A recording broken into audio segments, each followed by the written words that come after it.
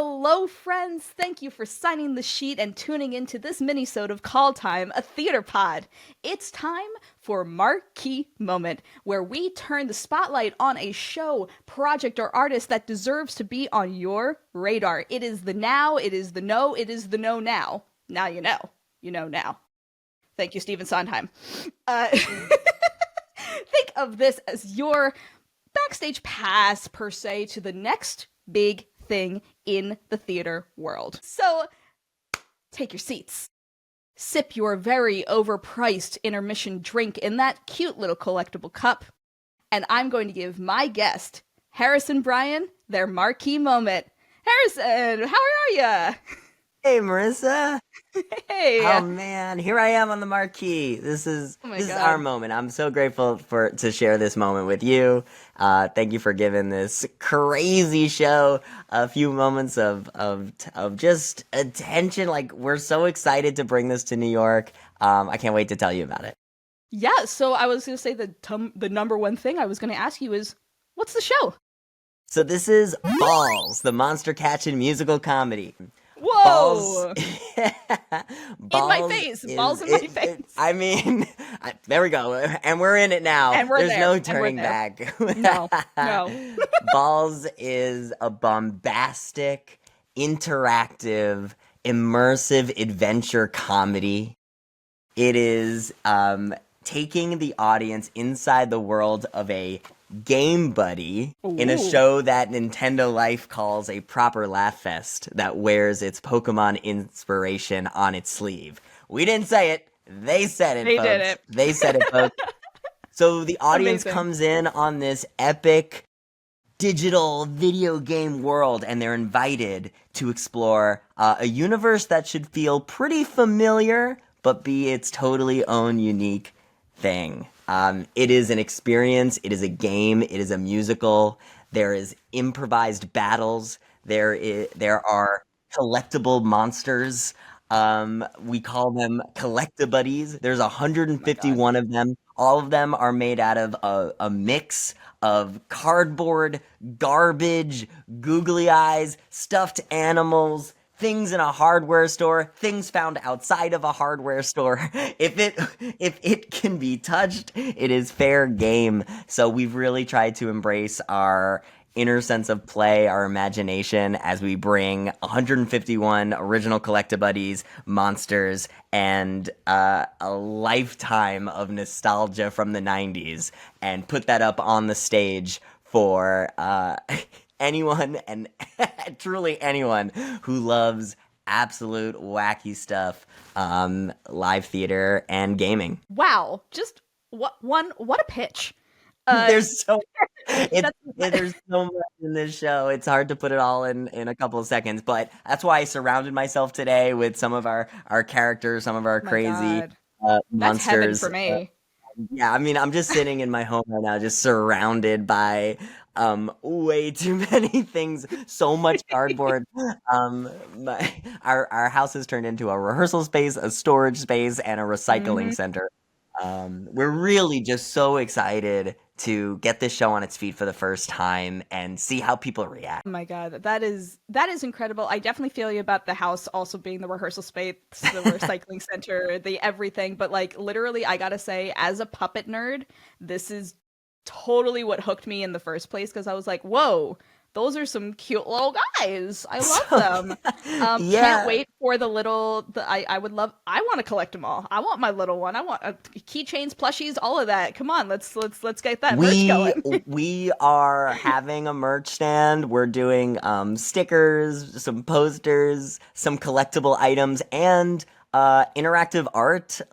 We're selling some of these very online famous butt duck cards. Butt duck is one of our legendary mythical bird creatures, and we've got butt duck, wiener seagull, and goose gooch, and that mystical three can take you anywhere in the world that you can dream. And so we're selling these cards at the merch stand. I mean, we're really going for it here. This is Cute Fairy.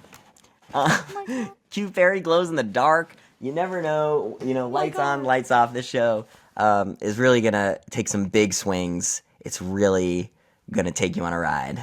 Oh my God, that is absolutely amazing. I gotta know though, since since it's already a wild ride to begin with, when did the Yeah. wild ride begin? Sure. I am collaborating with my high school best friend. Ow. And we've been hanging out in Brooklyn since like 2006. And we grew up loving these type of monster catching, card collecting, video game playing, games and TV shows and cartoons. And we found ourselves, growing up really rooting for the underdogs. And the show is about is about the characters who we don't spend a lot of time with, who are sort of wrestling with their place in this world and all the things that they learn about themselves and the world along the way. But mostly like these monsters, these monster critters, we love how cute and insane they are, but we've never thought like, we've captured them in balls all these years. Like, what happens inside the ball, and where do they come from, and do they have families, and do they miss them? and so we try to empathize with the monster creatures in this world, and ultimately, sometimes you meet some monster creatures who have too much power, like Warlord Turtle over here, and who wants to set the world right. And villains have their own way of doing that. We started writing one song in like 2017-18, and we presented it at a talent show, and that song was like a professor who is scared and terrified of all the creatures in his world. And we presented that song at the talent show, and they just like loved it, and they were like, when's the next song, whatever. And we thought, oh, this would be a fun idea. And then pandemic hit, and we sort of like met on Zoom every day for a year and just fleshed that out. Took that one song and made a whole musical about it. Now we have 11 original songs in the show. And it's been a journey too, because we wrote it as playwrights. We wrote it as theater artists without a composer. So we wrote all of these. It's like no musical should ever be written this way, but we just did what we could, and so we wrote all of these lyrics and all this dialogue, and then we met with one composer who wrote 4 songs, and then that's Jariah Kwame, and he was blessed with other opportunities, and that allowed us to explore bringing more people to the team. And so we added another composer in Lena Gabriel, and we added another composer in Pippa Cleary, and then another one in Grace Yerchuk, and another one with Aaron Kenny.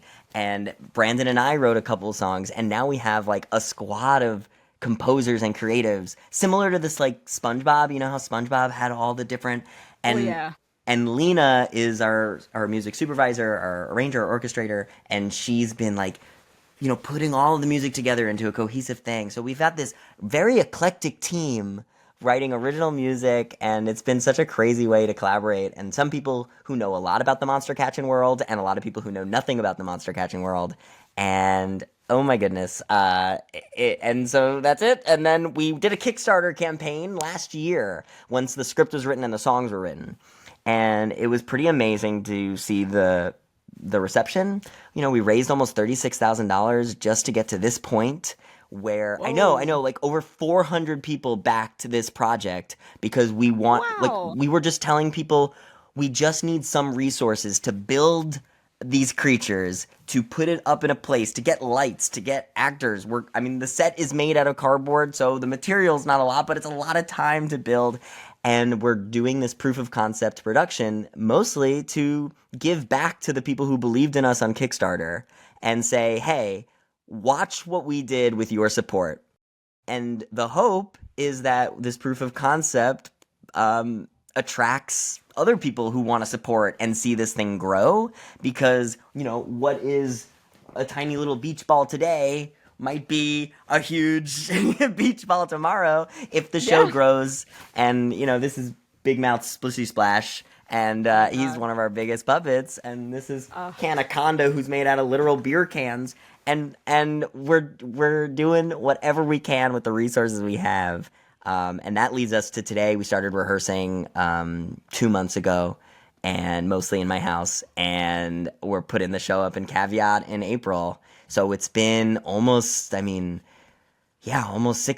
years of pushing through and just always believing that this is stupid enough to work, and when enough people are excited by it, you just don't want to disappoint them.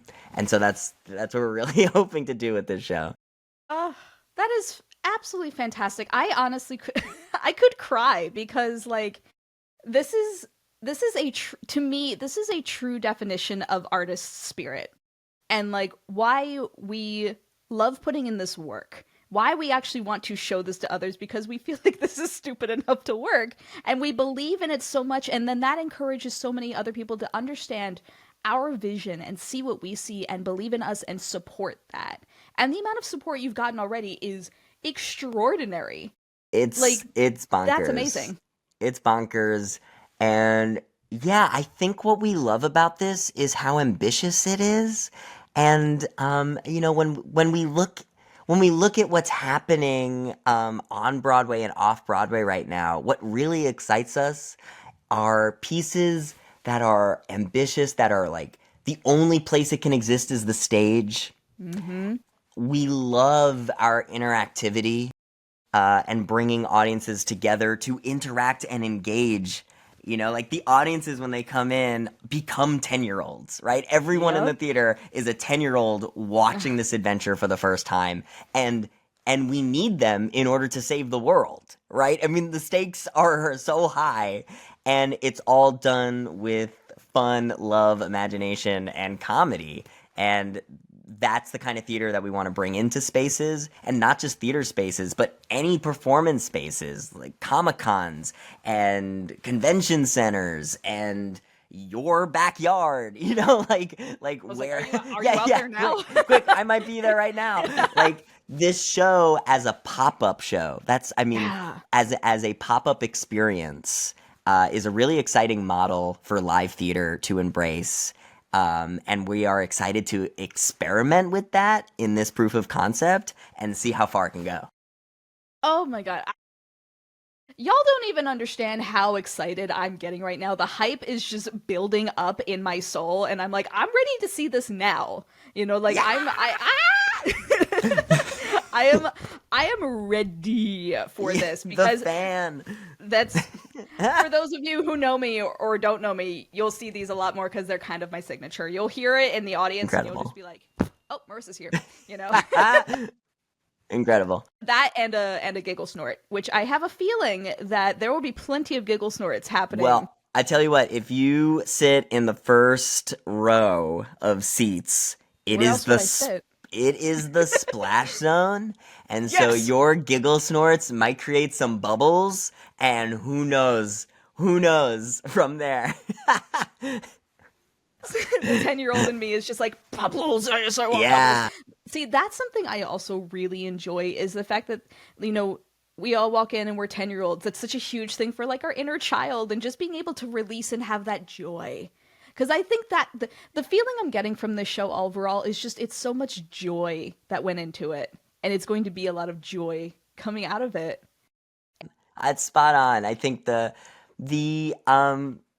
think what hopefully people feel when they look at how much craft went into these puppets, into this set design, into these ridiculous costumes and projections, like we are putting in everything we can to make this an explosive, visceral, performative art piece. I mean, it is a visual art, multimedia, interactive, musical comedy. Like it is we are throwing everything not only at the wall but also at the audience. I mean, please. We need it.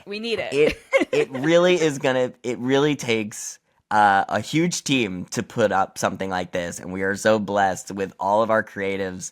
And I don't know if the theater is going to be able to contain this, but it simply has to. And so hopefully people feel that love. Hopefully people feel that sense of joy and play, just like we did when we were kids watching these games and playing them. I keep looking off to your puppet friends in the background still, and I have to ask, how long did it take for construction? And who took the longest? It's still happening. It's Fair still enough. happening. Everything is proof of concept. Everything is in development and process. I mean, so I would say like, what I'm looking at right now. I mean, we got to talk about Big Mouth Splishy Splash. Yeah. So Big Mouth Splishy Splash Oh my here God, is made beautiful. out of cardboard pool noodles. I don't know, 8 to 10 rolls of red duct tape, and of course a ton of Velcro. I'm doing everything I can not to spoil. There's so many Good. surprises in the show. I can say this character's in the show, but I'm not gonna tell you how and when. And Good. and I personally plucked holes in each of these beer cans. It took about 2 weeks for the cast to finish drinking the amount of beer that we had to buy to build this puppet. So that I would say is still, people are still my fridge is still bleeding. Oh my God. And I would say, yeah, I mean, we can talk about Warlord Turtle here is probably Yeah. our most he's probably our most classically built hand puppet. And I would say Warlord Turtle was built by the Malafronte Monster Shop. That's Brendan Malafronte, who's a dear friend of mine, and he really went to town with the details here. I mean, the way that this guy God. I am obsessed. and you know, we really wanted to make him adorable, but also very violent, which I think Any good menace is exactly that, adorable but violent. So I think that's the real treat of the show, is really embracing adorable violence, and Warlord Turtle here certainly encapsulates that. He probably took from design to build about two months for sure, and that's really awesome. And then I also want to give a shout out to Frankie. Frankie is our illustrator, and you'll see here every Collectabuddy is getting an original illustration.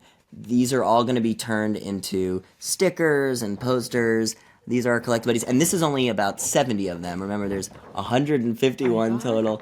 That's yeah, you can figure out what these are. This guy's really good. This is Dairy Queen. My lord. This is a walrus with pickles. We've got. Oh, so this is really cool right here. You see, this is Canaconda, right? And My that lord, I is love the it. 2D version of our 3D version over here. Oh my God. So what, you know, our goal here is to. Oh wait, I gotta show you this one. This is Please. This is There's so many. gun that that a- is horse that is gun. This Yeah, guy? I was gonna say. That's a guy named Pervert. That's Faxolotl. Oh my Veggie God. Kick. Y'all. I don't think y'all are ready for Narwhal how. Lollipop. Oh my God.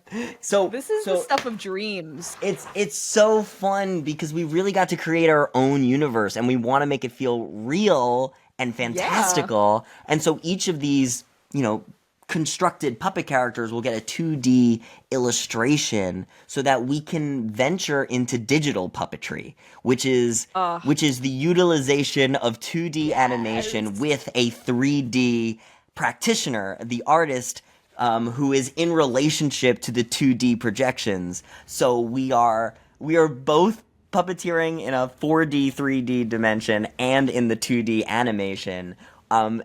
So when I say proof of concept, I'm really talking about like the kind of 4D ride that you would get at like a theme park, but put on stage with a narrative and music and Beautiful. and improv. Like it's so much. So it really is a fully collective artistic hub that the show is trying to just be. Oh my God.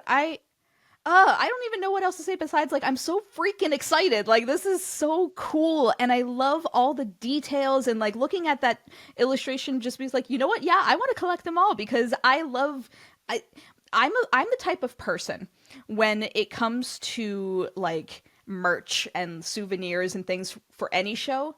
I could get a t-shirt, that's fine, but what I really want is something very unique and special that you can really only get the experience. And I love that you're kind of creating that with the whole experience as a gigantic, big old opportunity for something really special. Because that's what this show is. This show is so special. And I am so excited for everyone to be as hype about it as I am, as you are, as your team is. When and where? Where can people get tickets? When is it? Where? Yeah. When, where, why? The show is functioning as a pop-up event, right? So we are performing for 3 performances only in April 18th at 7 p.m., April 19th, 4 p.m., and 9:30 p.m. But you're gonna want to come a half hour early when those doors open because you want to get a hand on your play balls, which is a digital program that also has a built-in video game inside of it. So you'll be able to play the built-in game. You're going to want to check out our merch stand. You're going to want to talk to Pocketpedia. Our Pocketpedia is an actor who's forced to stay on stage and collect input from the audience as they come in, which may or may not contribute to the world being or not being saved. So you're going to want to be a part of this on top of the fact that the theater itself, this is Caveat NYC in the Lower East Side, they have a full popcorn and popcorn seasoning station, and they sell empanadas now and themed drinks for the characters in the show. So we are creating sort of a party atmosphere at the top for the first half hour, and then the show has to start exactly on the time because we got to get out of there exactly on time. So that's the dream. And when you see the show once, that's what the show's going to be that night. But every night the show will be a little different. So the show has rewatchability in that way. If you're buying tickets for the Splash Zone, you'll get a poncho. So, all that to say, folks, it's 3 shows in April. Friday, April 18th, Saturday, April 19th. That information is on our Instagram and our TikTok at Balls Musical, or you can go to our website, ballsmusical.com, and get your tickets there. We're also on TDF. Ooh, that's cool. Okay. Amazing. Now, Harrison, I want to do something very special with you right now because I'm already in love with this show. I just have to be honest with you. I'm already in love with the show, and your team is already like my heroes of the year because of how much work and effort you've put into this. I want you to look directly into the camera right now, and I want you to manifest the future of this show, where you want it to be within the next 5 years, per se, or just any timeline you want, but I want you to manifest right now as all of us as witness. We want Balls to be a phenomenon. We want Balls to be the craziest show that you can try to get tickets for in New York City. This show is an interactive experience, so it can exist in different venues around the country, Comic-Cons, board cafes, arcades, birthday parties. Like, this show will hopefully leave a lasting impression and help support and elevate the renaissance of parody musical happening in our culture today. We want this show to also cross mediums. We want this show to be a card game, a video game, a 2D cartoon animation, a step towards digital puppetry that changes the landscape of how DIY theater can evolve. And yes, evolve is exactly what I think this show will do over time as this proof of concept grows and grows with the organic audience online who continues to come back, collect our collector buddies, and go on different adventures. Power of friendship. And I have to say it. I have to say it for right now. It is written. It is done. And it is happening. You know what? I'm also going to say this. Listen, everybody. I'm going to this show. And you all should as well. We're going to be putting every kind of information on screen in our description because you shouldn't just want to go to the show. You need to go to this show. I think anyone who grew up with these games and these cards and these toys and these Happy Meals they're gonna freaking love seeing this universe in a totally unique, satiric way. I also want to say that we're doing giveaways in the next couple weeks Ooh. leading up to the show. So please check out @Balls Musical because we're giving away free tickets to people who sign up and want to play these games. So please, yeah, let's all get to theater in a way that doesn't hurt our wallets, please. Let's all see shows together. Amen to that. That's a whole other thing. Please, let's make theater accessible. Yes, please. And so my last question for you is, what do you think the audience will be thinking about or humming or wanting to do after the show is over? I think the audience will want to know more about this universe. I think the audience will want to play this game again. I think the audience, if they weren't in the Splash Zone, will want to come back and be in the Splash Zone. I think, we have 151 collector buddies. I want everyone to know each one of their names and what they look like and what their heart says, what chakra they lead with. I want, we're talking about possibly opening up a special tier of tickets where you do meet and greets with the puppets and the characters and things. I think my Lord.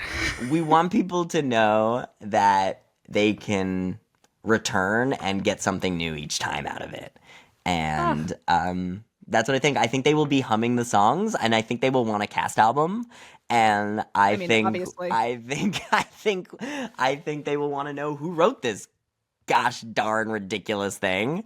And we're so excited to just dive in with the audience and see what they really respond to. Yeah, it's gonna be exciting. Oh, this is absolutely exciting, and I am so happy and honored that I get to give you a marquee moment to talk about this incredible show, an incredible process, these menaces to society that we are going to meet, and I am thrilled that I have tickets and I'm going, and I am very excited to share this. And anything else that you would like to plug before we wrap up? I can't think of anything. Die, human scum! Okay, no. I think we should end this before this gets crazy. Before this gets any crazier. We gotta go. We gotta go. We gotta go. All right, so everybody, thank you so much for tuning into this mini-sode, of Call Time a Theater Pod Marquee Moment. We are out of here in 3, 2, 1. See ya! Bye!